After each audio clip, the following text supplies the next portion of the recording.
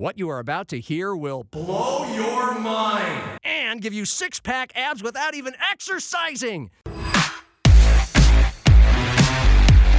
Pull up a bar stool and relax. Hey, who wants to have some fun? You've made it to Happy Hour with John Gaskins. Oh, no. Not again. Get ready for entertaining local and regional sports talk that will change your life. Or not. And by the way, when you're telling these little stories, here's a good idea. Have a point. It makes it so much more interesting for the listener. Here's your host, John Gaskins. Here's Johnny. Hello! Ah! I'm back, baby! I'm back!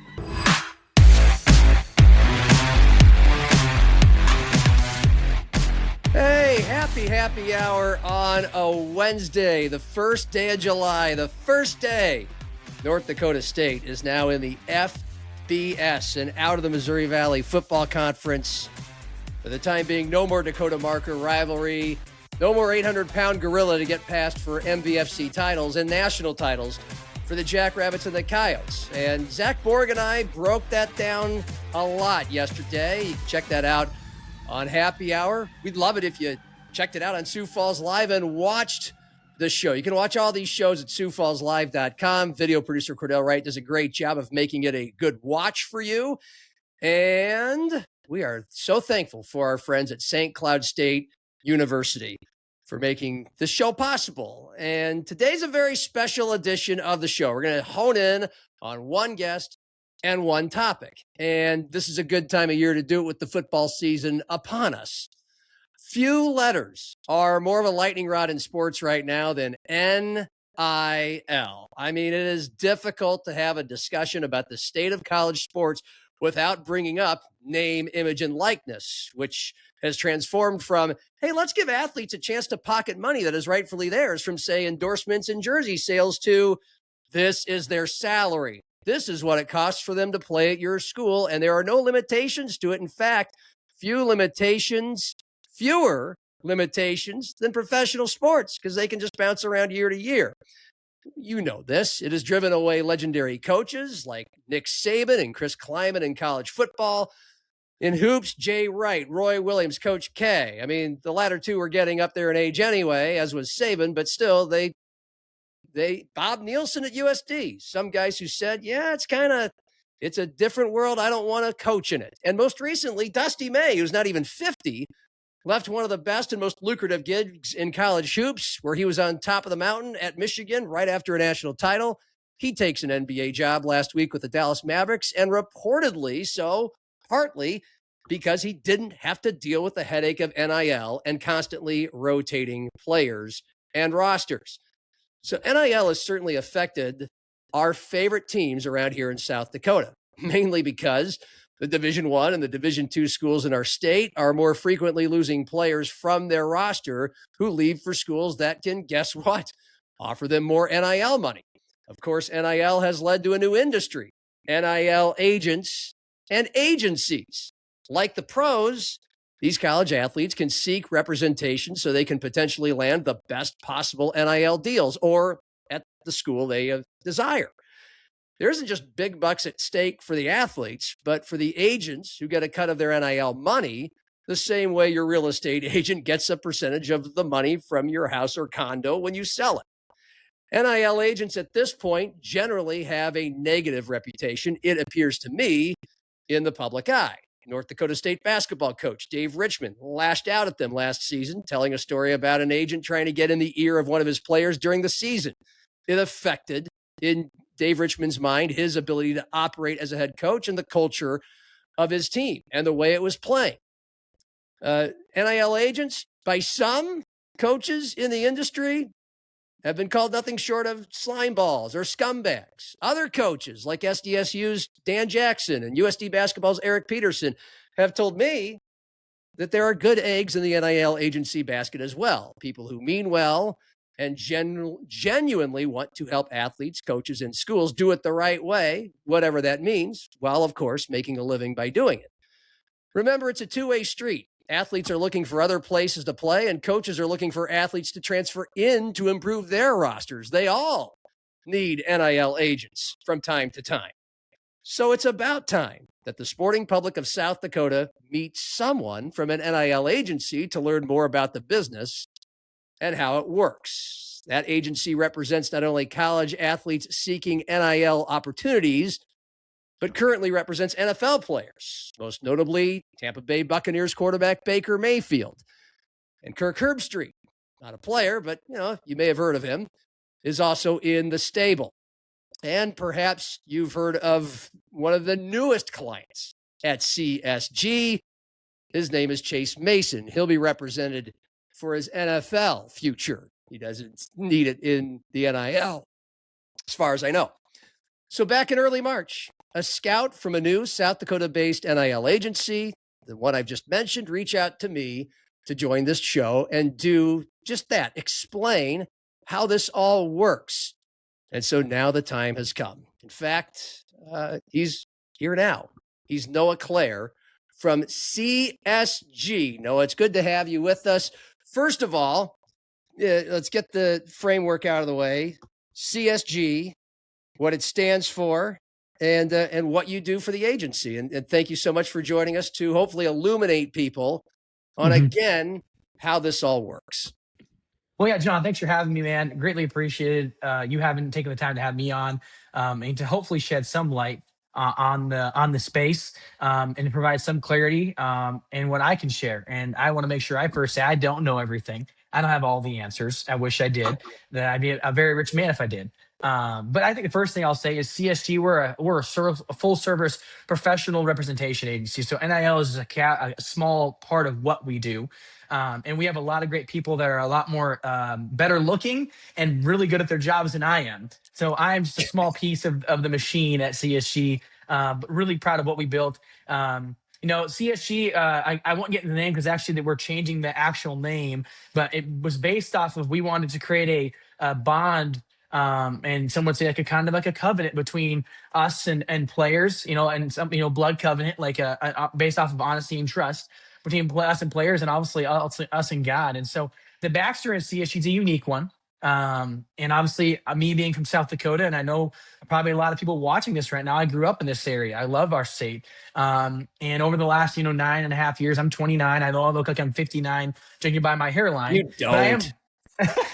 But I am only this light from the window. I didn't realize how bad it made me shine. I am shining today, well, man. Yeah, I am too. That's why I wear a hat. I never thought I'd ever be in the agency space. I love scouting and evaluation, and over the last 9 years, I did it kind of like as a side hustle, if you will, but never got paid for it. I took pride in helping players get to the NFL or get to the NBA, and so I would work jobs here in South Dakota to keep my rent and my life afloat. But also, in this behind the scenes, I was helping guide players, and I would find good players that no one knew about, and help like Jerry Maguire, help bring him to good agencies. And I never took a paycheck for it because I really did love it. And I made a lot of friends through it and helped like 20 plus players get married with good agents. So I got to know a lot of big time agents and I got to learn the space, and I got to see the ugly of the space. Because as John said, when you opened up the show, there's a lot of ugly, but there is good too. You just have to find it. And I had a lot of fun doing that. And my ultimate goal is to get in the NFL as a scout. That was what I've always aspired to be. I loved evaluation of talent. I love finding talent. And I had some opportunities come up here about 1.5 years ago after I scouted for the NFL Hula Bowl. I got my scouting reports in front of some NFL people. I had some opportunities to interview / get in the door with some potential jobs, and I didn't get the jobs. So last May, I'm sitting there at the ripe age of 28, and I'm thinking to myself, wow, I've bet myself and I failed. It's probably time for me to move on and just get a normal job and live my life now. Sports aren't going to pay my bills. And in the way God does, so often when you least expect it, he changes your life. And looking back at it now, it's just almost emotional. I just look back and I'm like, wow, it was such a God thing. Long story short, and I'll spare you the intricate details, but I was sitting in my room one day. I got a phone call from a gentleman, and I don't know if I even want to say his name in here. So I don't know if he wants to be mentioned, but it was now my boss. He said, hey, I've seen what you've done the last 8.5 years, 9 years. I know the kind of person you are, your moral fabric. And I talked to an investor and we want to create a sports agency. And he said, think about it, pray about it, get back to me. And I said, you're crazy. That's a very hard industry to break into. I'm good. And I hung up the phone and went back to bed. It was like a Saturday morning. But, in hindsight, he always told me he knew I'd call him back. He just knew I needed time to think about it. Well, I called some of my mentors in the space, Chuck Pagano. I'm sure you know Chuck Pagano. Chuck's a mentor of mine and a very good friend and someone I go to for wisdom. And I asked him, like, what would you do? And he goes, what do you have to lose? Yeah, and he's very blunt. He goes, you struck out everything else. He goes, what do you have to lose? And that was like a hard thing to hear. But he said, you have capital from investors and you have the network. And he's like, you have the work ethic. Go take a shot at it. So basically, John, I called it back. And the premise of what we wanted to start was we knew the industry's nasty. We know it's disgusting. It can be disgusting. We wanted to create an industry, an agency that operated off of authenticity, consistency, trust, love Jesus, love people, and, real relationships and real networks, and not having to kind of bluster and gaslight kids and families. We just wanted to be able to say honesty, like, here's what we do, here's who we know, here's how we're going to help your kid. And we're going to work in a collaborative fashion with college coaches and your families and professional coaches to make sure you're taken care of in the long-term picture. And what I'm about to tell you is nuts. And I always say it's going to be a South Dakota great sports story one day, if it isn't already now. They said, hey, find a person you want to join you. So I went and found a guy, and it's obviously on our website at csgathletes.com, named Matt Wolfslayer, a lawyer from Tulsa, who was also an NFLPA certified NFL agent. And the reason I picked him out of all the agents I knew is because I knew his lineage, his family has a rich history in the NFL representation space. He's also a great guy, morally matched what we wanted to do. And I called him. I said, hey, Matt, we're starting this agency. Do you want to jump in with us? And he said, I told him what it was about. He said, I'm all in. And so the first, 3 or 4 months, John, we just started pounding pavement. We were flying all over the country, meeting with players and relying on the networks and connections that me and Matt have built behind the scenes the last 8 years in our respective roles. And it was going great. Like, honestly, everyone always asked me what it was like before we blew up. I was like, well, it was pretty great, we thought. Like, we really did trust God. We knew it'd take 3 or 4 years to really get a big time player, we thought at the time. And we really just had ultimate trust in God. And we felt like, hey, God, like, we want to be a great steward of what you've given us and blessed us with. And we want to glorify you with this. And we want to operate in absolute honesty and transparency. And we believe if we do things the right way all the time, every time, as our COO always says, you'll be rewarded for doing the right thing. And we felt good about where we were at. But then everything changed, in early fall, and my life changed forever. And I think all of our lives changed forever. We had reached out to Matt's uncle named Tom Mills. And for those who know the industry, Tom Mills is like on the Mount Rushmore of NFL agency work. Him and Drew Pittman has a book called First Team Dad. Tony Dungy wrote the foreword for it. Tom Mills has represented guys like Brian Bosworth to his dad represented Eric Dickerson. The Mills family name is very respected in the NFL, and Tom is a legendary agent. And he's done it for 39 years. Drew Pittman, his associate's done it for like 35 years or something like that. And they've had very rich tradition. And obviously their notable clients are Baker Mayfield, Jonathan Cooper, Ben Powers. We have these litany of big names over their entirety of their career, not just now. And they've done it the right way. And obviously, if you've lasted this long in the industry, it's because you've done a really good job. And they've always operated under the premise of absolute honesty, transparency, and doing things the right way.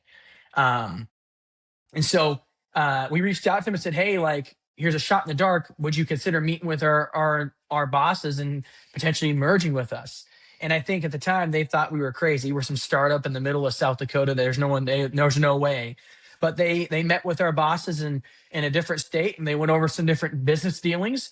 And they felt, after talking to Tom in the latter parts of now, they felt this meshed with what their moral fabric and what they believe the industry should be like. And they joined with us. And I give a lot of credit to my boss and our COO, who are South Dakota guys, for having the vision and the confidence and the courage to do something like this, because this isn't just something you just decide to do. It's a huge financial commitment, and it takes guts. And so all of a sudden, in a period of 4 or 5 months, John, we grew overnight. We went from being a small fledgling agency to having a heavy hitter hand. And we had connections with every NFL team, every college team. And the connection that me and Matt already had just grew. And it became much easier now to go to talk with the top tier talent in the country, because we could say, oh, we have these players And we have Tom Mills, and Tom Mills commands a ton of credibility in the representation space. And so all of a sudden we have this big agency, but everyone always asks about, like, when we talk to players, John, I always say this to players, we could talk for an hour about our connections.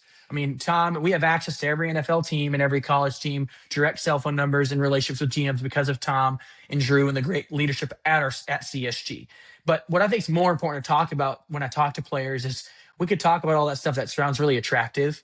But what I like to talk about is you're not going to find an agency in America, and I say this very honestly, that is going to care more about their players, love their players more, be more intentional and authentic, transparent about business than we're going to be. Because we believe it's a commitment we make to them. And I know it's a very transactional industry, and I get you have to make money doing it. But we believe you can make money and do business the right way while also being consistent and authentic. And, with players, it's all about the long-term vision. Now, we're going to talk about this in a little bit, but like we believe in long-term vision over short-term circumstance. And I know like the big thing with NIL nowadays, and NIL can have a bad rap to it if we allow it to.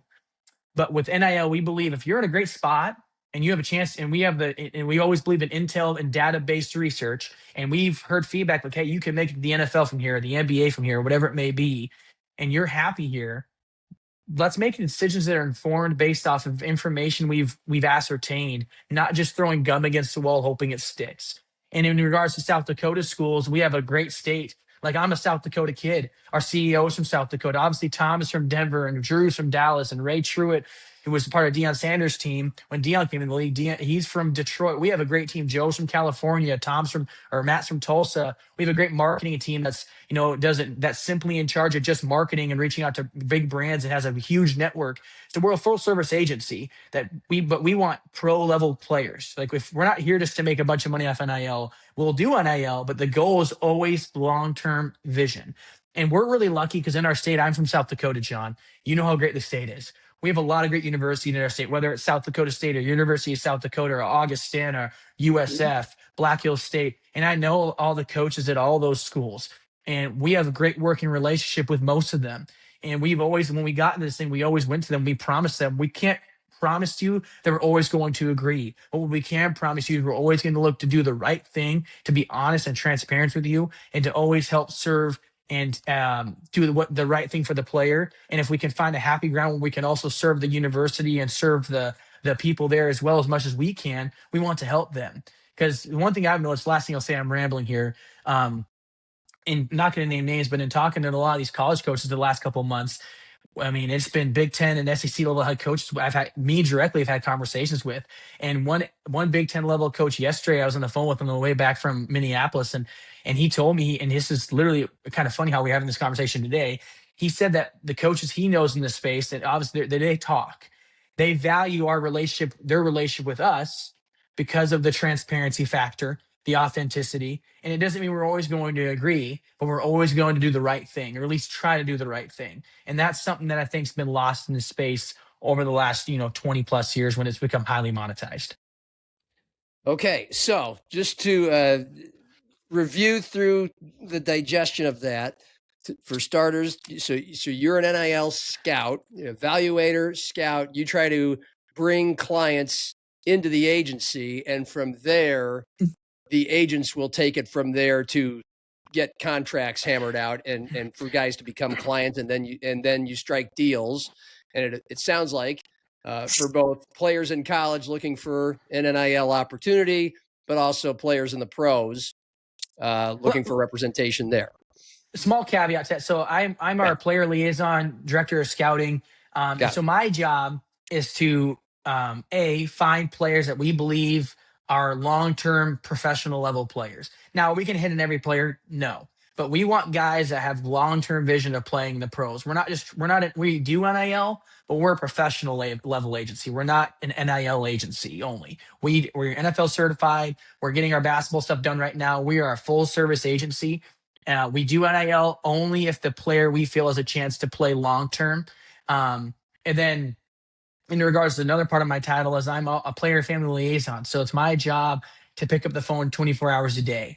Like one of my key jobs is making players feel like family. I always say to players, John, one day you're going to get done with sports. You're going to get married one day and have kids, hopefully.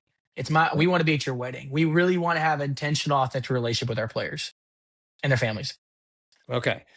Well, let's get down to the how it all works from your end of things, evaluating and figuring out who you are going to have as a potential client, an athlete who you're going to have as a potential client for your agency. How do you go about that in just determining who you'd like to go after, and then how do you go after them? Yeah, great question. It's an interesting space now because as the industry continues to evolve, there's kids 13, 14 years old that are getting hit up by agents. And when it comes to that age, I always tell people, I always want to talk to the parent first. If I have to reach out to the kid, I will to get a hold of the parent, but I never want to have exclusive conversation just with the child because that's not right. We want to be able to work in transparency with the parent as well to have honest conversation about what our thoughts are on the kid. So how I go about evaluating players is the same way that I went when I was scouting for the Hula Bowl. I look at projectables. Like, the big thing I learned when I was scouting with the NFL Hula Bowl is neck, rump, and ankle. And it sounds crazy, but you can tell a lot about a player and their projection by those three measurables. And so when it comes to football, that's what I look for immediately. And then you marry that with production, like have they produced or can they produce, projecting potential. That's the big one is can you do it? Because at the end of the day, no matter how good of a dude you are, if you can't play, what are we doing? And so that's the first thing I do. The second thing after I figure out a player, if they're good enough, and obviously we talk to players all across the country, whether it's from Florida to Washington to Texas to Alabama, you name it, South Dakota. And we want the best kids in South Dakota. Like at the end of the day, South Dakota, we're an agency based out of here, but we have national reach. I think this provides a wonderful opportunity for the kids of our state that have high level potential to be married with a legitimate NFL agency and professional sports agency that has, I would argue, more reach than any agency in America because of Tom Mills and Drew Pittman and some of these legendary agents that are joining us, that have joined us, I should say. But we want the best in our state because there's great kids in our state that are being developed, and we want the best to stay with CSG. And so, I'll say if there's a parent out there listening to this or a kid out there listening to this, reach out because we're for you. But next thing I do when it comes to evaluating, I want to know about the kid's character. It sounds corny, but like we're big on character. We don't want headaches. We want guys because there's a legacy to uphold with, especially with our older agents like Tom and Drew. They've built a reputation in the NFL and collegiate football space of having high level kids that are also high level humans. And we value that. We value character at a high level. And then lastly, the vision of the kid. If your goal is just to make a bunch of money your first year of college, we're probably not for you. If we can marry making some money in college while also having long-term vision of playing professionally, then we are for you. But for us, it's always about long-term vision. And that's why I love our South Dakota schools, because you look at South Dakota State or USD or whatever, the vision for those schools, like Dan Jackson says this all the time in his shows, is come get developed. And I would say the same thing for USD, probably says the same thing. I've never had that conversation with Coach Fitzham, but they come get developed here. We're going to develop you and get you ready. And then if you're ready to make that jump, make the jump, but come get developed here. And if you can make it from here, you can make it from here. And I think both schools have proven that. SDSU talks all the time, like the lineage they've had of the Tucker Crafts and the Pierce Strongs, the guys that have came here, and Dallas Goddards and have made it from here. But we value, our process of evaluation is very strenuous. We're not just hitting up millions of kids. We're looking at, we were talking to a couple of kids yesterday in Texas, and they're some of the better players in Texas. And that's one thing I think people would be surprised is we're meeting with some of the best players in the country right now. We're not meeting with guys that are just fledgling. We're some of the best players in America CSG's meeting with. We've quickly grown into a respectable agency because of the legendary agents, but also because of the way we do business. Okay. What percentage of your clients are like from South Dakota, either South Dakota high schoolers or currently playing at South Dakota colleges? Because you say you only want clients that have NFL potential. So what percentage right now is your agency, your South Dakota-based agency? How many of them are from South Dakota? And then how many of them, how much have you spread your wings beyond South Dakota? Just what's the pie look like right now? Yeah. Another great question. So we take pride in our South Dakota kids, man. And we have a basketball agency too. And we have some stuff coming up with that. We haven't announced yet. Some guys will be joining us from a representative perspective. But our basketball agency is going to grow really nice, we think. But South Dakota, obviously everyone talks about Chase Mason. Tom Mills, who's Baker Mayfield's agent, will be Chase Mason's NFL agent, and we're really proud of Chase. We got Joe Saylor playing basketball at South Dakota State. We got Bradley Esser, who's going to Iowa State, who's at Iowa State, I should say. Sullivan Schlimgen, who's going, obviously he's at Iowa State as well. Ashton Copel, who's a girls basketball player, going to Nebraska. And then Brinley Altenberg, who's also from South Dakota, who's going to Nebraska as well on our girls side of the agency. And we take a lot of pride in our South Dakota kids. It's they're homegrown. And the South Dakota talent continues to rise. There's a lot of great kids out of Sioux Falls. I know, John, you've talked a lot about some of the kids at Iowa State that are going on to play at the next level. Or going on to play in the collegiate space, I should say, that are really good. And I think our talent continues to be developed here by the high school coaches in our state, and the college coaches in our state have done a really good job. So forgive me if I've missed out on something, but I think that's what you asked. So. Well, what percentage of your clients are South Dakotans, and what percentage are not South Dakotans? I would say right now we probably have, I'll say terrible at math, as my high school math teacher would attest to. Give us a ballpark. Ballpark. Probably 15 to 20% of our clients are South Dakotan kids, and then the rest, obviously, we have kids from across the country. And are you working mostly with South Dakota kids, both on the ground level, finding them and getting them into the agency? That's one of my roles. Yeah. Obviously, I do national, so I scout all over the country. So I meet with a lot of players, but obviously, I take pride in our South Dakota kids. Gotcha. So you've explained your evaluation process and the fact that given the age, you said if they are 13 to 14-year-olds, you start what's the youngest you've started a relationship with? Yeah. And I'm talking about not just like they've agreed, but like you've tried to start a relationship with. What's the youngest athlete? What Good age? question. Out none in our state currently, but out in different parts of the country, I've spoken with a kid and his parent, and he's been 14 years old. But they're high level projectables, but we make it very clear to the parent, like, we're an NFL level agency. We view your kid's a long term investment, and we think highly of your kid, but we don't want to talk to your kid without you present ever, because you're a part of that structure. And at the end of the day, what's the most important asset of a father or a mother? It's their child. So we want to we want to respect that boundary and make sure we respect it as well. Okay. What's the average age? Like, typically, what age are you typically dealing with? Yeah. Anywhere from, 17 to, into the college level age, 21, 22. And then obviously our pro guys are all varying ages. Okay. What percentage of your clients are college players that are on the cusp of going pro? And what percentage are either on the cusp of going to college or early in their college years, and therefore still climbing the ladder and potentially just looking for better NIL deals at their first or second school? Percentage of clients that are getting ready to go pro or have, that probably or 30, are pro. Yeah. Oh yeah. Then probably I would say close to 45 to 50% of our clients are either professionally represented right now in the NFL or going to be in the next year. And then we have obviously our clients, our pipeline kids that we feel are all NFL level potential off the feedback we've gotten from scouts. They're probably the other 45%.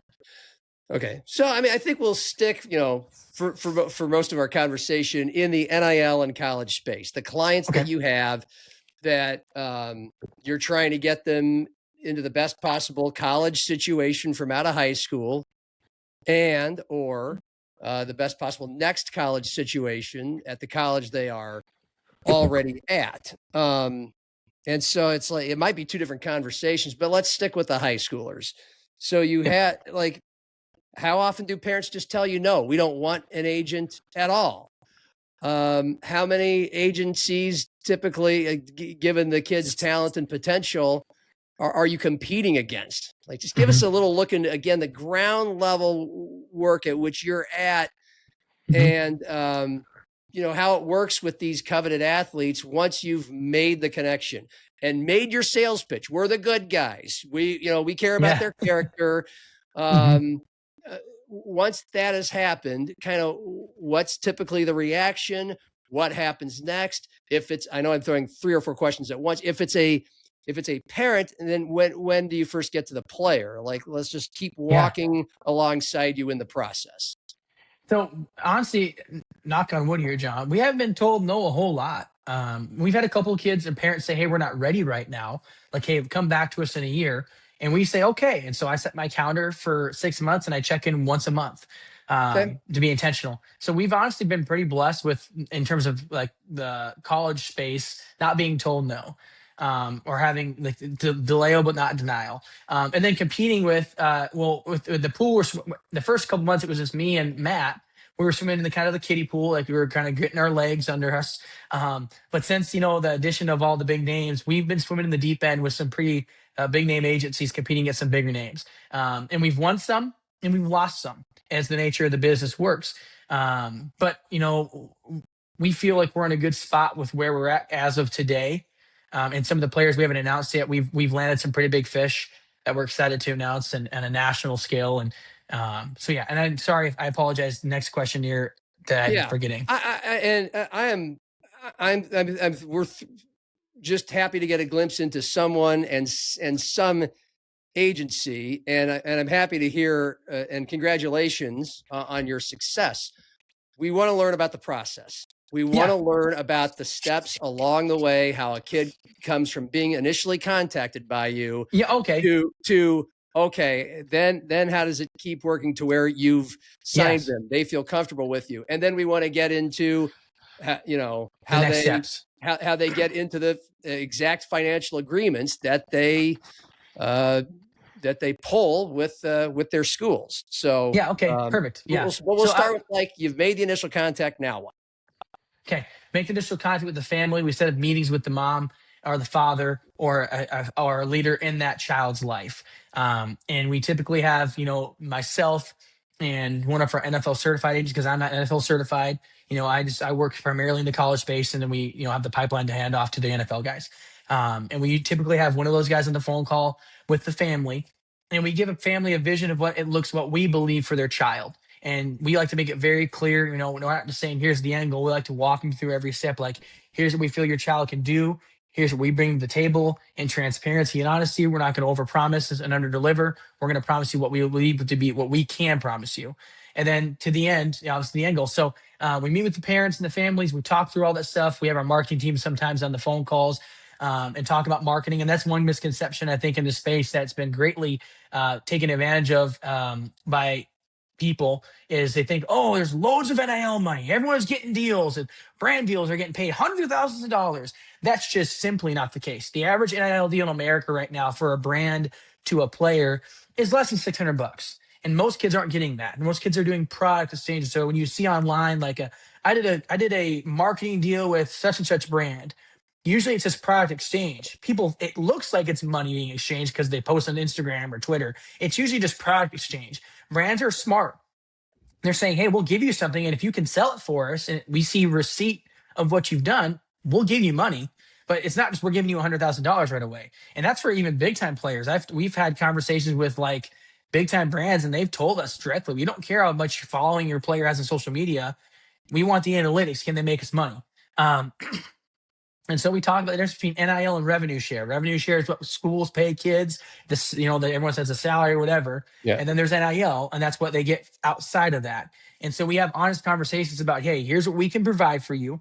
Here's what we can do for you. And then we talk about the parents like, hey, the money will come. Money will chase you if your kid does the right things in the right way. And we're here to help guide your kid and be a steward and come alongside you and not take over your guys' job, but to come alongside you as a family. And so then usually, atypically, the player and the parent go back and they have conversations within each other, and they compare agencies and, what their best fit is for them as a family. And then they come back to us and say, hey, we want to sign you. We want to go with you guys, or we don't want to go with you guys. And our big selling point, John, has always been long-term outlook. Like, we're here. If we're with you right now, it's because we believe there's something about you that says, hey, if things go the right way, you can play at the next level. And atypically, that separates us because no one's talking about long-term usually. It's usually talking about how much money they can make in the first year. And we also are very fair with clients and families. We're not trying to rob them of their money. We feel like we can do good deals and everyone can win. And then if they sign with us, we onboard them with our agency or have our marketing guys meet with them. They get brand alignment deals. Like, hey, what are some brands that you want? Does it guarantee you're going to get those deals? but here's a hyperlink, fill out what you're interested in, and then our marketing guys take over from there and they start advocating for them and talking to brands. And then for us, it becomes about manicuring the relationship, having honest conversations. What are your long-term goals? What are your short-term goals? What does the next year look like for you? And then giving good, wise counsel from guys that have been in it for a while, whether it's myself or Matt or True or Tom or Ray or whomever, saying, hey, like if you're a freshman going to play football at a college, what are the things you need to be doing now to prepare for it that you may not know? And then walking through that next year. Then when negotiation times come, having conversations with college coaches, college GMs about like, hey, what's the value look like? And I think the question that, the whole world asks is, how do you ascertain value? Like, how do you know what number to ask the GM? Well, it starts with having a conversation with the GM and knowing and understanding the role of the player and what their view of him is or she is long-term, right? And then from there, looking at that conference or that level, saying what's the average player making in that position and making sure that player is fairly compensated, not being greedy, but making sure that player is fairly compensated while also making sure that you have maintained a great relationship with the school because that's where the player is going to school. And we want to have a great relationship with the school so that way the player is respected as well as we're respected because we care about our long-term relationships with both the client and the school. Ultimately, our job is to always make sure we protect the interest of the client. Yeah, I do want to get more into what happens, after a year at the school they've chosen, after they've latched on with you as an agency. But before they even choose the school, and forgive me if I missed something, if you mentioned this, but okay, they've signed with you. Now you're helping them scout schools for them that according to you and your agency's beliefs are best for them and not just for the money. But tell us how you go about. Do you guys contact the GMs of certain schools and say, or head coaches at schools that don't have GMs?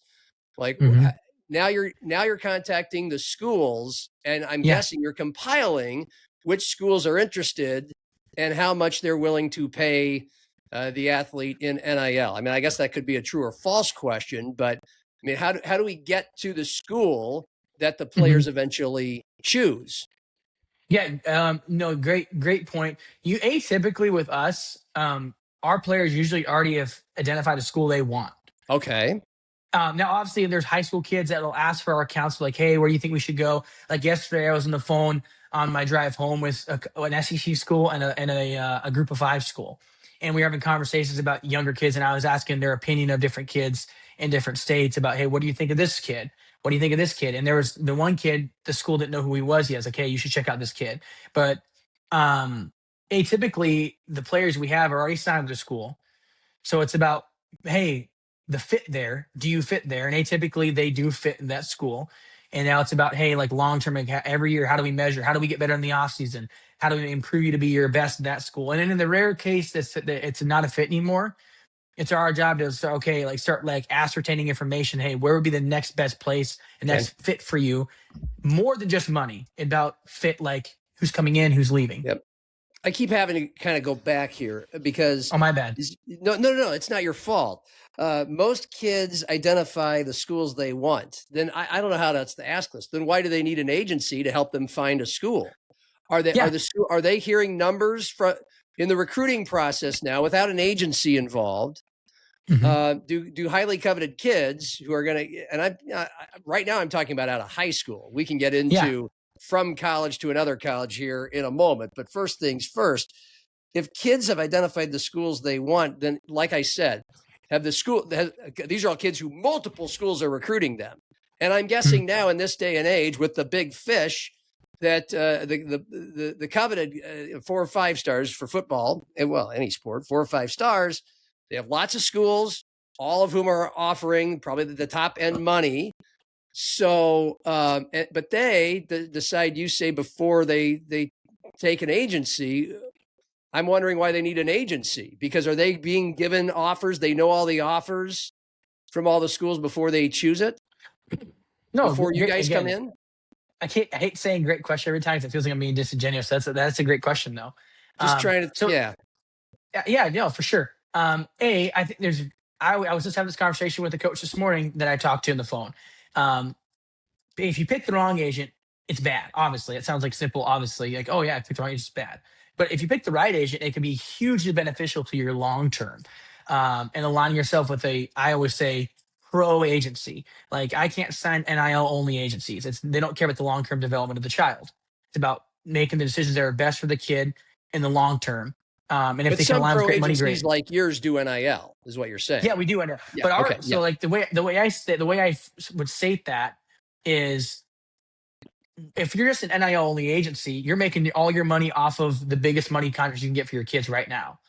With us, our goal is to get them to the NFL. So we want to make sure we guide them and give them to the best fit, even if the money's not the best there. And then to answer your question about like, why do they need an agent if they already picked a school? Well, to protect the relationship, because if it's just an agent representing himself or a player and the parents representing themselves, it can provide awkward walls and conversations that can harm the relationship a tad, as you can imagine.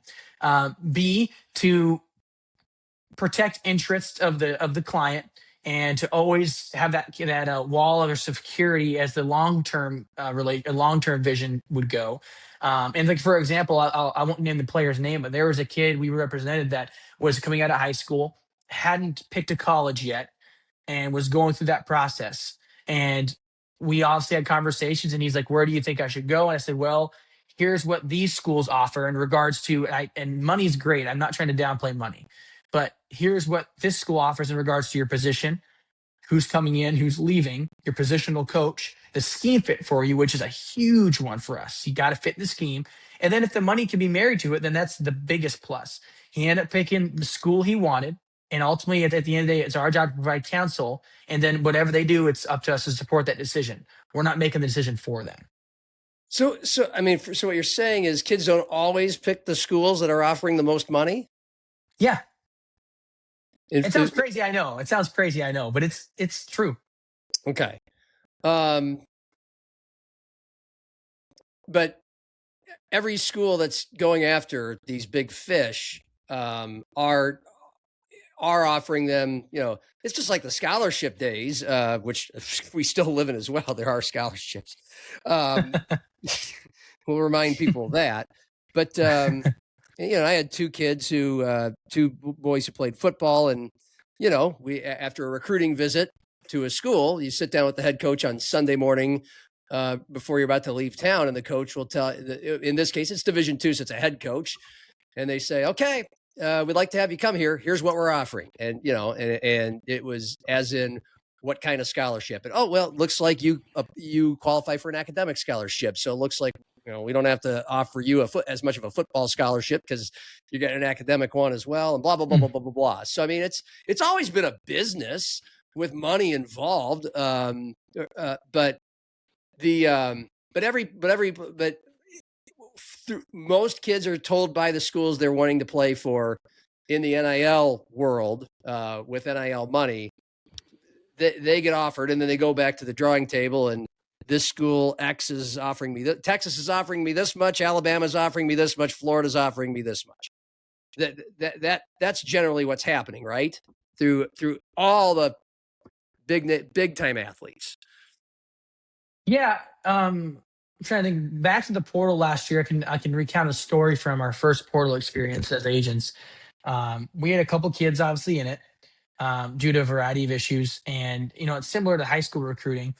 They were getting offered like, hey, here's what we can offer. Here's the money we can offer. Here's 900,000. Here's 600,000. Here's 300,000. And yeah, you'd be correct in saying, yeah, it's almost a money game in regards to like, how much money do you really want to make? And the conversations we have with the players is, what are your value system? Like, what do you value? If you want to go make a lot of money, this school has $900,000 to give you, but it's also about education in regards to, okay, not only how you manage your money, like, education, like, you have to pay taxes on that money and stuff like that people tend to forget. But also, like, are you going to be happy there? And we had, there's kids that'll turn down lots of money in favor of the culture. And we've seen it obviously at South Dakota State with, kids turn down money to stay at South Dakota State because they love the culture that's been built there. And, kids at Augustana under Coach Olszewski that have turned down leaving to stay with Coach OJ because they love the culture there. Or it happens a lot more than people think, as kids are becoming wiser, in my assertion. And people are becoming a little more wiser to, like, hey, money doesn't always equal success / happiness. And that's where I think, John, and not to continue to dance around a question if I am, but where we come in is we feel that there is a middle ground where you can make good money, have scheme fit, and have a chance to play at the next level. I'm sorry if I'm missing your questions here. I feel bad if I'm... No, you didn't there. And, you're illuminating on some things while you're at it. But I guess before I ask the question, I think I'll ask one that a lot of people want to know. What percentage of the NIL money, and I'm talking about your NIL clients going for NIL money at colleges, does your agency get? What percentage of what they get do you guys get? Definitely. That's again, great question. And there's a wide variety of percentages nowadays. I'm hoping the NCAA will regulate and make it where everyone has to take a similar amount. But there's agencies taking up 20%, 15%, 10%. There's lots of percentages out there.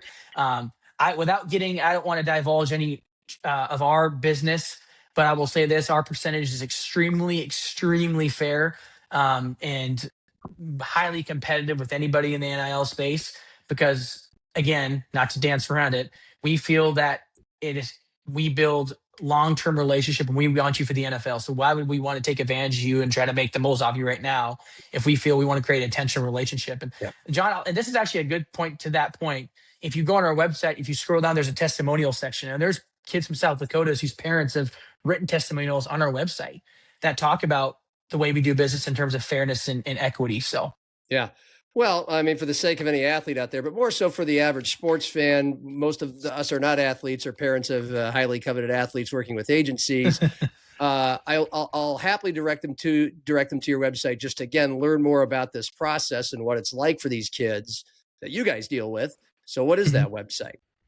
www.csgathletes.com. Letter C, okay. SG, and athletes. And then on social media at CSG Athletes, Twitter and Instagram. Yeah. So, I want to go back to near the beginning where you're talking about CSG and this agency, and you're quite aware of how nasty the industry is. And as I mentioned at the top, scumbags, slimeballs. That's the overall impression of NIL agents. And again, you're a scout, not an agent, but you're in an agency, and you're part of you're a big part of the process of finding the clients for these agencies. And these agencies wouldn't exist unless you guys all make money and pay your bills, or else you wouldn't want to be in this line of work. So the athletes do make money for you.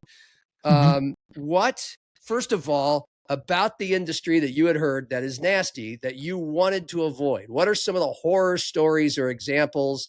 There's plenty that people can read out there, but what specifically were you guys looking to avoid to establish yourself as the good guys? Yeah. Sounds corny, but honesty and transparency matter to us at an extremely high level. Transparency and authenticity. Like at the end of the day, John, I get it. It can be nasty if you allow it to be, just like anything. If I have a problem drinking too much Mountain Dew, it gives me gut.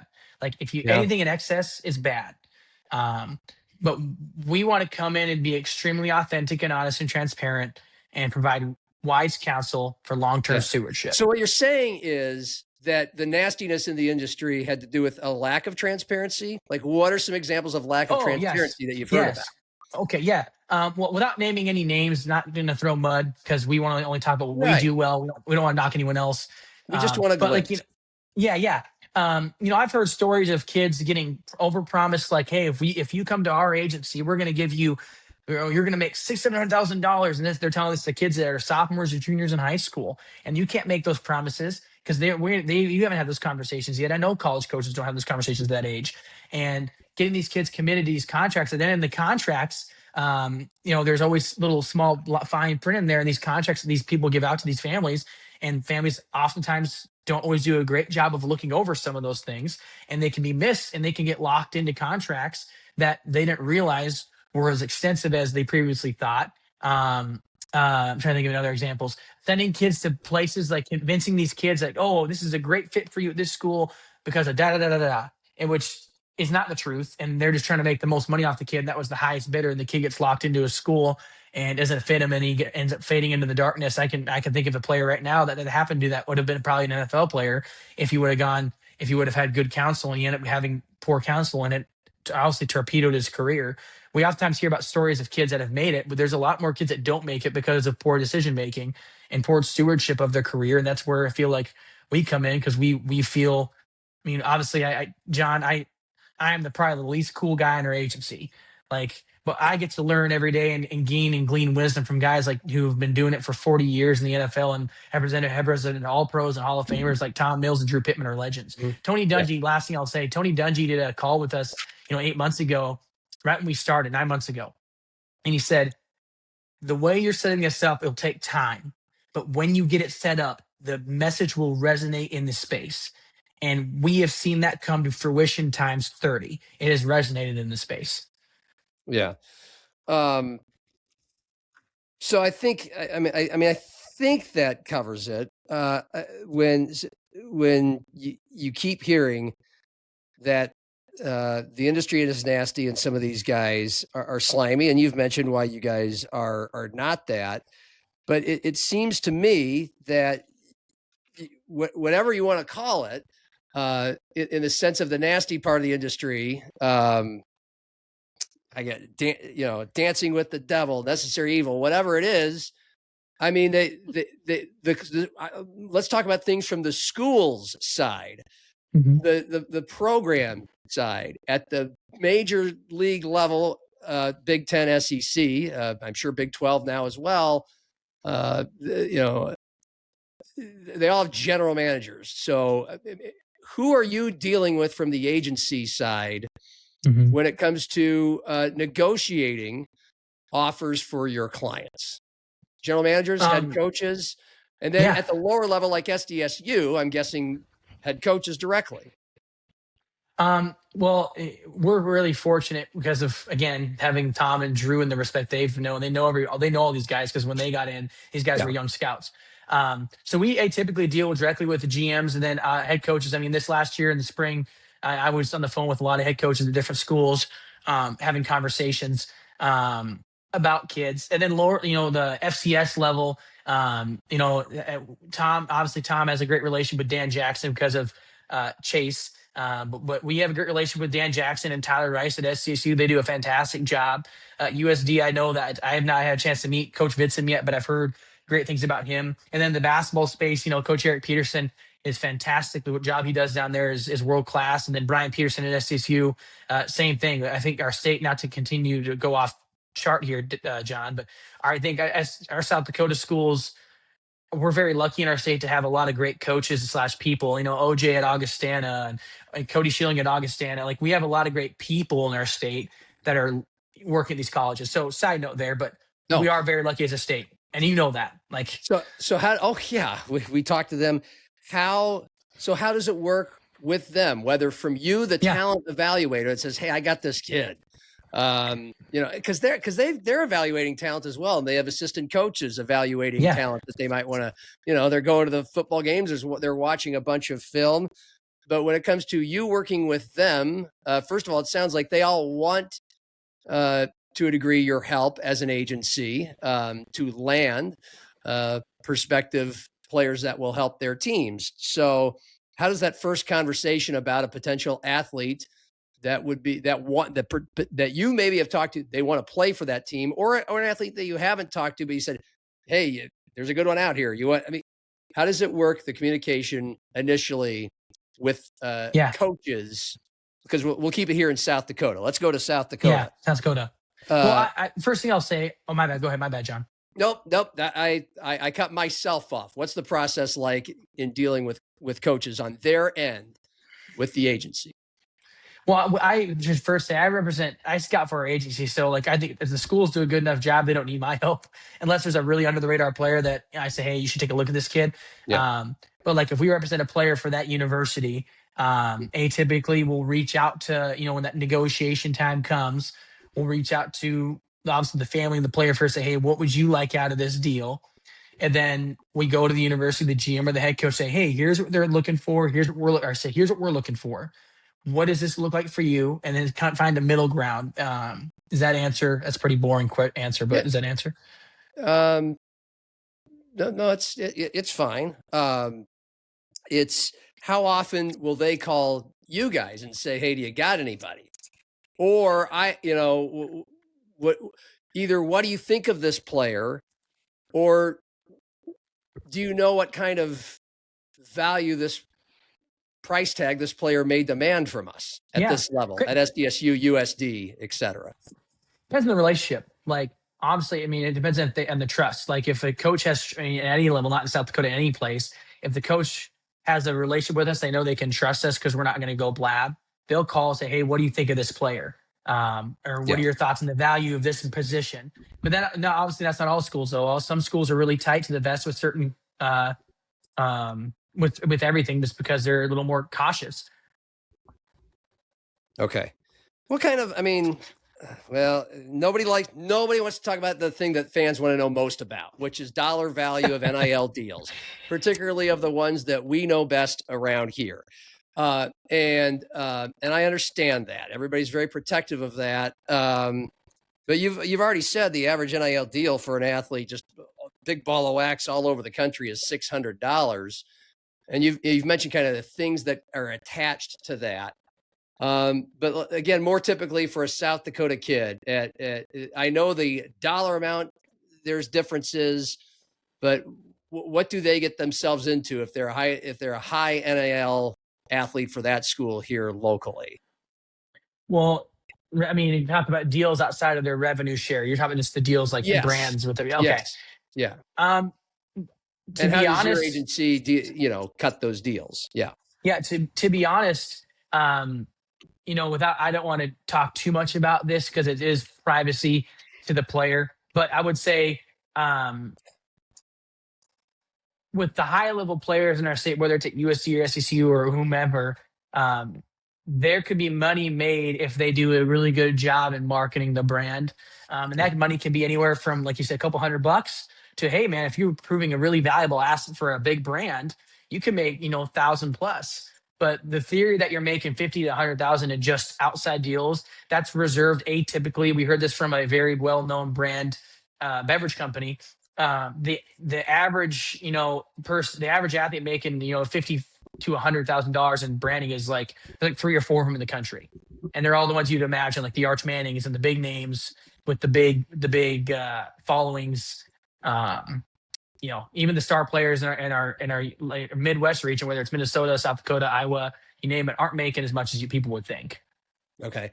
Do they have to be attached to name, image, and likeness? And I'm not talking about the South Dakota kids, but just like in general, is there a rule that you have to have a name, image, and likeness deal where you're endorsing a product as a college athlete? Are there in some cases it's just money beyond the revenue share that they're getting from the school? What kind of rules and guardrails are there to uphold what this being allowed to happen happens? Well, this is going to sound politically correct, so don't hate me too much here. From my knowledge and what I know, when we go through that process of identifying deals, our first thing we do is we go to what are the NCAA rules in this, what are the schools' rules in this, because we don't want to have any problems with eligibility or stuff like that, and we want to follow the rules to the dot. And so I typically, like whether it's a Big Ten school, SEC school, Pac-12, or Missouri Valley Summit League school, is we want to work in coordination with their compliance to make sure that the deals that we bring to the table for the player are marching all that. And obviously there used to be a thing called NIL Go. You filled out, like once a player got a deal, you filled out the deal online if it was below a certain amount of money. I don't know. I think that system may be going away. I don't know for sure, but that was the reporting system. Okay. Because again, I think the average fan, but before we talk to you, a lot of this is over their head. What does it mean? Do they need an NIL agency to have an endorsement deal that is truly name, image, and likeness? I'll use an example, and you can tell me what you know about this. You go into a Casey's gas station, you might see a big cardboard cutout of Chase Mason, hawking Dr. Pepper. Okay, so we all see that, we all know it. Dr. Pepper. So obviously he has a deal with Dr. Pepper. That deal or any deal where it's clear, like Maya Sellen, she's a few years back is promoting a local, I think, assisted living home. Mm-hmm. Okay, so obviously they're getting paid by these companies to do these endorsements, which they used to not legally be able to do, which is something many people were crying for them to be able to do because they carry value as college athletes and they should make some money off of their accomplishments and whatever companies feel they are worth. Now I'm babbling, but you see where I'm going here. Do they need an agency to strike those? How often is an agency involved in striking those deals? Or do companies like, say, Dr. Pepper or an assisted living home just ring up these kids, they and they can do it on their own? So atypically, agencies can sign, like when you have a contract with a player, it could be we're your exclusive representatives of your NIL or non-exclusive, and that means the school can help. And usually the schools have done a pretty good job. Like, speaking from what I know of, I know Dan Jackson at South Dakota State and the SDSU has done a good job of like helping their players and making sure that their players have opportunity with their collector or with any schools. And I mean, every big school has collectives that they help players find brand deals to bring to them. And I think a lot of schools do a really good job of that. But I would say in regards to what we do, I think it's very valuable to have an agency that helps ascertain these deals because the legalities of it, we can go through all the contracts, read through everything, make sure fine tooth comb it. And then also we can, with our marketing team, which I think is the best in America, not trying to be exaggeratory. It's legit. They have contacts with, the big brands, Nike, Adidas, Gatorade, Chipotle, and they can make one email, one phone call, say, hey, are you interested in this player? And if they are, we can work through negotiation of, okay, what the benefit is. And I'll give you an example. We have a couple of players right now that we're spending an extraneous amount of time on to get deals with a brand and with a chain, a business chain, a big name business. And there's not a whole lot of money being exchanged right now. It's just product or business service. But it's with the goal of saying with all these players, it's like, hey, if you do a really good job of this, there's benefit long term, but it's about building relationship and showing them value. You provide value. And I really do think, John, and you can appreciate this, your dad, it's helping young people understand, like, do a service, get a service. But if you don't do your part of the service, why would they give you a service? And I think it's a life skill to be able to have and help conducive to building how to have conversations, how to carry conversation, and to market yourself. Thank you. Let's go back to the process. We've talked about the process of kids deciding on NIL agencies, deciding on schools, how that's all linked, how it happens, the first school the kids go to.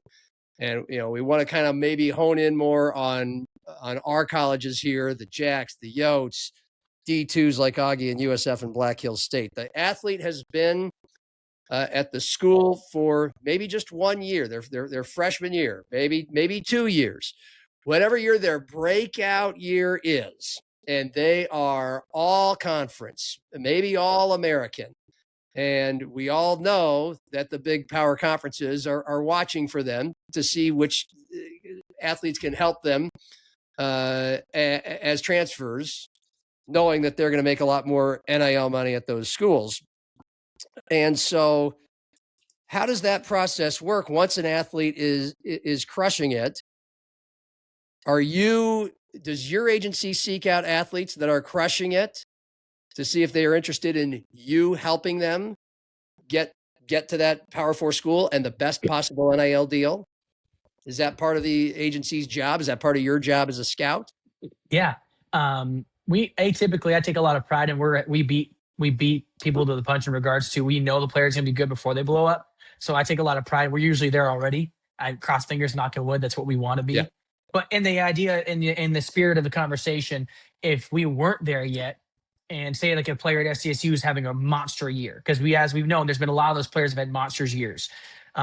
We want to be respectful of, okay, if they're in the middle of the season, I know and here's the thing, John, we know that there's other agencies reaching out to these kids behind the coaches' backs or whatever, and they're going to these kids and they're talking to them, promising things. We know that's happening, and we know that we don't want to get in that trough with doing that if we can avoid it. We want to go the proper way, the proper channels, and that goes to having a conversation and working in coordination with the player's parents, the player, and even potentially the coaches, saying, hey, we're really interested in representing your player for long term, but we also want to protect your player. Because say, for example, he has a breakout year at SDSU or USD or whatever, but he's even just because they had a breakout year, they may not be ready to go up to the next level, contrary to popular belief, Or B, if you have 1 year left and you're at SDSU still or USD or whatever, and you have a chance to go play in the NFL, and we're getting feedback from NFL teams saying, hey, like we view them very highly right now.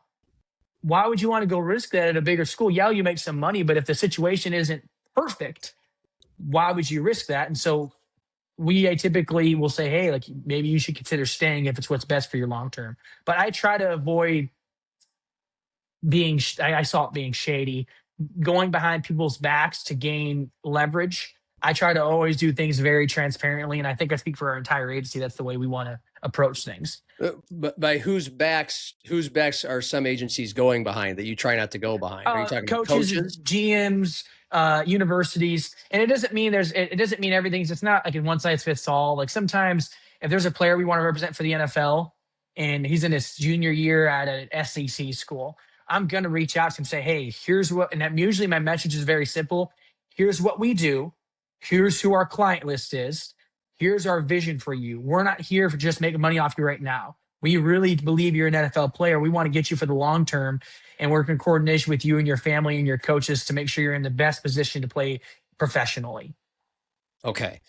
But you do you, some of them are already your clients, but you say your agency does sometimes go after guys or gals who aren't clients that, Mm-hmm. Yeah, you see great potential, great financial potential at the next level for. Agencies do that. Playing potential too. Yeah, I know. Yeah, definitely. 100%. Okay. Because if that's the case, then again, we're having a conversation. The perception of the industry as a whole is that maybe translated, it's completely legal. You can do that. But it's part of the problem. It's part of the problem of the constant portal jumping in, portal jumping out of what it has become. The consternation of Jackrabbit and Coyote fans that that at least in basketball, they don't get to enjoy a great player usually for more than one season. Football, sometimes more. But you're allowed to go after them. They're allowed to go after their dreams. We've already stated many times, some players do want that more money and a bigger school from where they've started in South Dakota, and some choose to stay because of the culture. Chase Mason would be the leading example of that. But once the ball gets rolling, then how does that work? You're now okay. Well, I got a team for you. Does the agent or the agency use its connections with the big boy schools? What part does an agency play in the school that again, we're saying a South Dakota college athlete may end up transferring to for a lot of money? Mm-hmm. So you're saying in hypothetical, if we were to have a player from South Dakota, a South Dakota athlete that wanted to leave, yes, what would be our role in it, correct? Okay. Well, if the player wanted to leave and it was agreed upon within the family and the structure of the system that, hey, I want to go to a different school. Obviously, there'd be a lot of conversation that would go into that. It wouldn't just be willy-nilly for us. We want to make sure everything's done the right way. Well, then we'd ascertain, okay, what schools are the best fit for a said player? Like, hey, is this school fit? Like, and we got to throw money out the equation. Like right now, the money doesn't matter. It's about what school is the best fit for you spiritually, physically, mentally, culturally, and gives you the best possible shot to have success on the field or on the court there. And then after that conversation's had, and it goes, okay, what schools are available out there for that same exact cause? And what does the money match and make it worth it? And atypically, I think if you do it in that realm, it makes the window it makes the options come down to a very small portion because you get to weed out all the bad faith actors. And for us, we haven't had a South Dakota athlete leave from our state, so I can't speak because all of our kids have stayed at their schools in South Dakota. Chase didn't leave; he stayed loyal to South Dakota State. Okay, Joe's loyal to South Dakota State.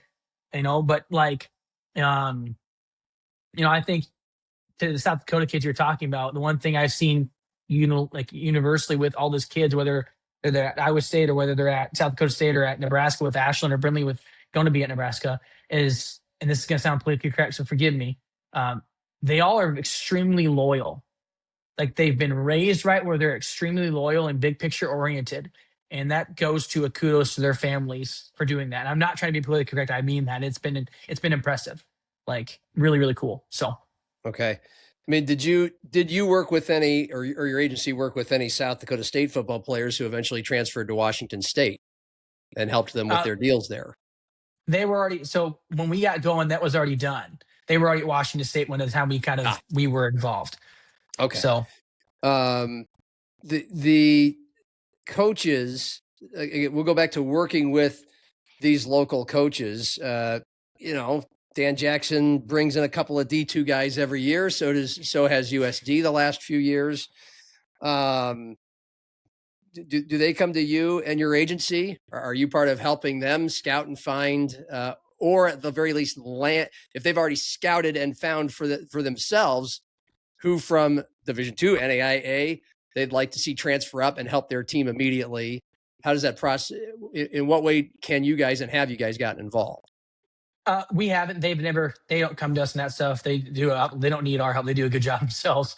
So yeah, they don't come to us. But do you guys help the players get the best possible NIL deal from Division II to an SDSU or a USD? We haven't had that situation come up yet.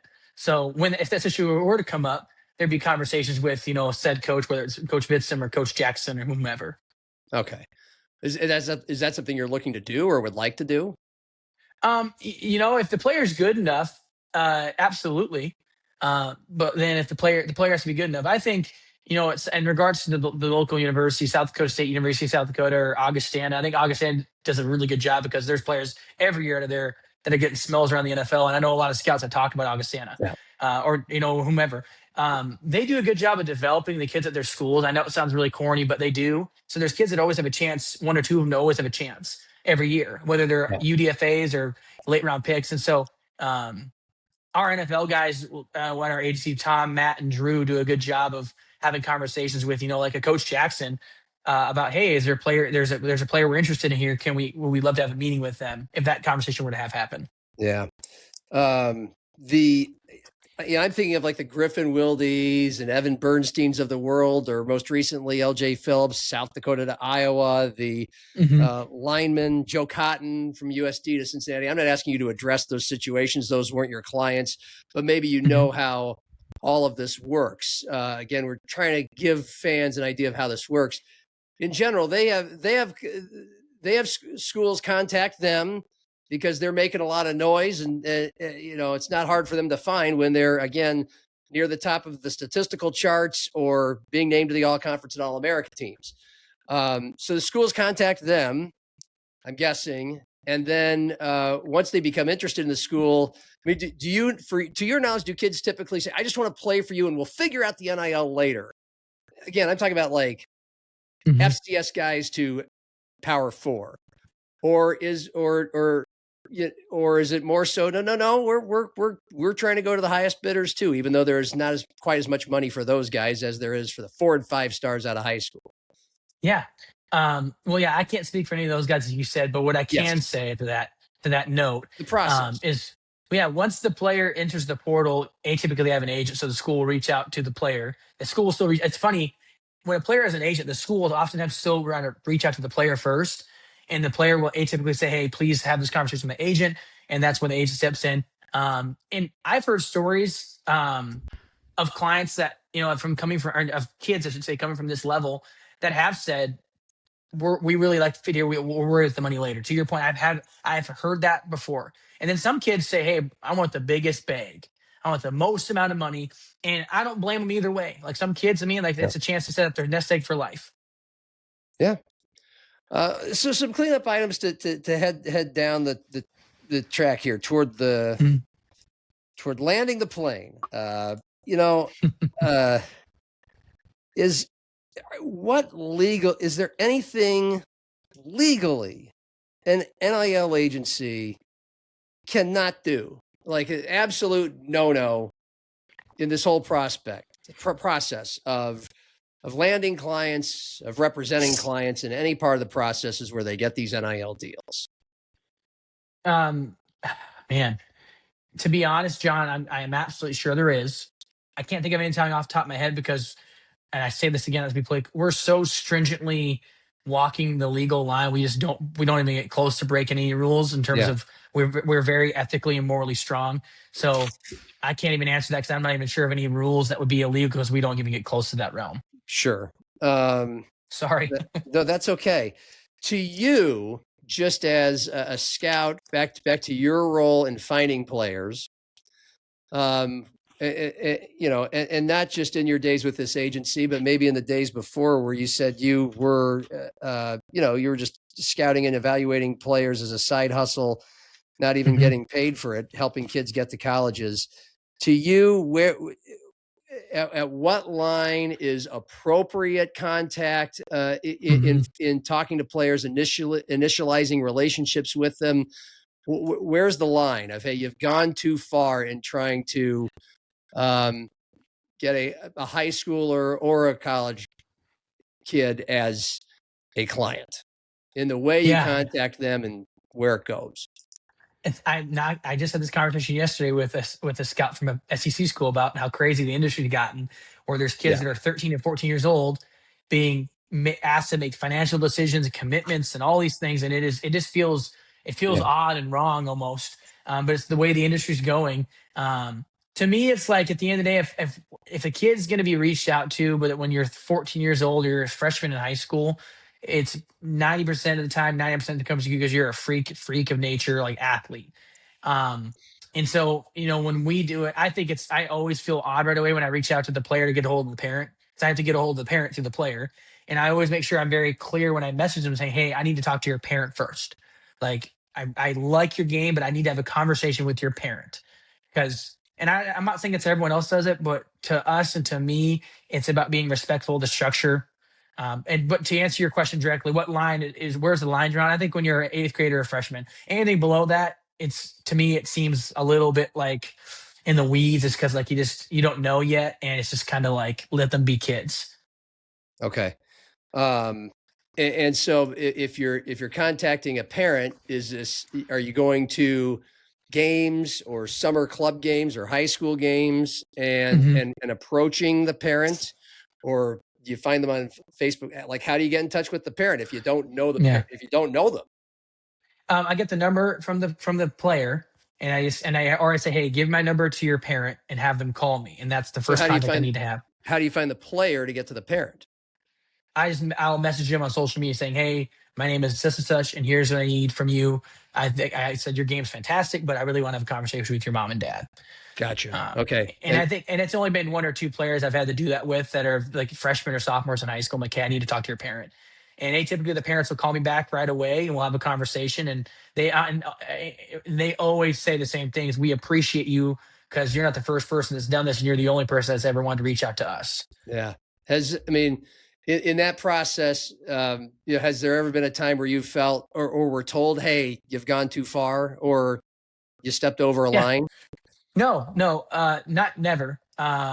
Never, because when you operate in transparency and authenticity and you have legitimacy tied to you, I think people know, like, they know your heart and their value of what your heart and your motives are. I never had that happen to me. What have you learned the most out of this process of being being a cog in the wheel of the wild, wild west of NIL, college player free agency, and free to travel anywhere they want every year? Boy, what have you learned, and even in your case, how have you grown so far in this? John, I could give you a big hug right now for asking that question. It's probably the most important question you ask all day. John, I'm a South Dakota kid, dude.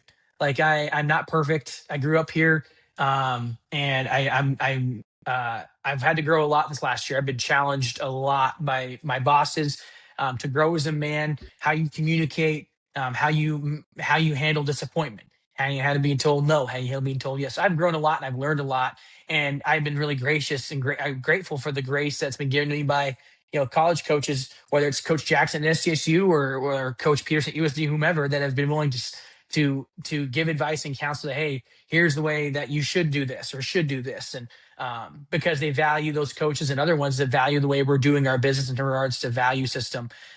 What I've learned, it kind of goes back to what I said earlier. people don't care how much you know until they know how much you care. And at the end of the day, like, I guess 3 main points I'll say. One, you could be hyper legitimate while also being hyper ethically and morally strong. And I take John, so much freaking pride in that, because I would say we're one of the only entities in America that has the level of context at our level, which is comparative to anyone in the country, but also is super or morally and ethically bound. We love Jesus and we love people very, very transparently. 2, what I've learned is the authenticity. Leadership means nothing until you're authentic. So being hyper authentic and hyper consistent all the time, every time. For you, John, if I'm going after John Gaskin's 5-star athletes, right? Your kids that are studs.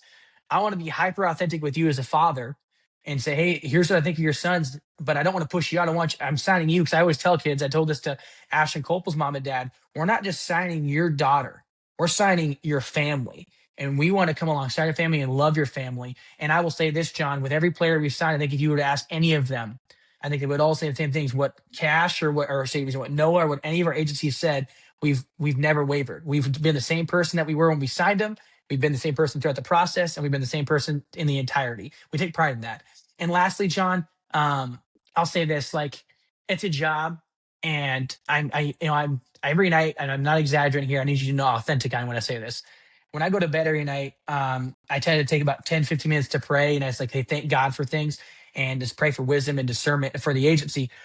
And I'm telling you, I'm doing this a year now, and I still feel the same amount of gratitude and gratefulness that I did when I started this. I love my freaking job, John. I get to get paid a salary to love on players, love on families, and help be stewards in my role as they go throughout their careers. And then I get to know that when I go out and advocate for our agency, I know that I'm advocating for something that I believe in fully, that I would have my own kids go to. And then I get to see the success of, like, obviously I haven't met Baker yet, but we have these NFL guys, but I get to see the success of our clients and the happiness. Like, not the name drop here, but like one of our clients is Sullivan Schlumgen at Iowa State, or I mean, I could talk to anybody. There's a ton of them, but and him and his dad and his mom and I his dad and his parents and I get along great. Like, I have a relationship with all of our families, not just our players. Every one of our clients that you see on our website, I know their families. And so it makes it awesome because it feels like family. And I think, last thing I'll say, I'm on 4 now. I ramble if you couldn't tell, is, I know how that goes. I want to be a consistent learner. Like, I don't know everything, John. I promise I don't. Contrary to what you may think. Just kidding. But I don't know everything. I want to be a lifelong learner. But the one thing I do know is that at the end of the day, like, no one's going to love players more than we're going to love them. This is just a fact of life. And no one's going to be more honest and authentic than we are. And we're going to always be truthful. Like, we're not going to always say everything's great. Like, if a player's going through a tough time, we're like, hey, because Tom Mills always says this. Last thing I'll say, I promise. Tom Mills, he's a legend. He always says, rarely is athletics or life a straight line. It's easy to play from the lead when things are going great with the athlete, when they're 5 stars or they're getting drafted first overall, whatever it may be. But who are you when things aren't going great, when you have a career injury or something like that? Who are you? Are you showing up then even when things aren't going great? And I have a litany of things I could tell you this year when things weren't going great with players. And we just said, we believe in you still. Nothing's changed. We love you. We care about you. We're going to walk through this with you. And that to me is much more important, because football and basketball are going to end one day. One day players are going to get married, have families, and we want to be with them throughout all of that. It sounds corny. I get it, John. It sounds stupid, but we really believe in that. And I just think we do it at a really high level, and I'm proud that we're from South Dakota. Thank you very much for your time. Congratulations on everything you and your agency have accomplished up until now. And most of all, thank you for illuminating. We hope some people got something out of this to learn how it all works, at least from your agency's point of view. Well, thank you. I know I talk a lot, and I apologize for rambling too much. Nope, you did fine. I love listening to your show and listening to the coaches that come out here. So it was good. And I know we have a lot of mutual friends in the space, and so they all speak really highly of you. And so I was like, this would be an awesome opportunity to be able to advocate to our state about what we're homegrown. We want the best in South Dakota to come to CSG.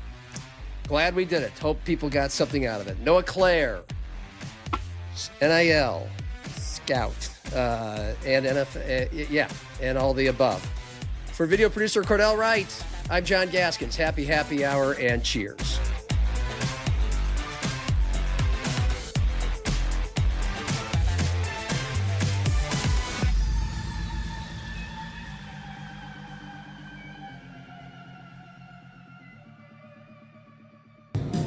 You need anything else, John? No, I think I'm good, Greg. I think I'm going to tap out. All right. Have a good night.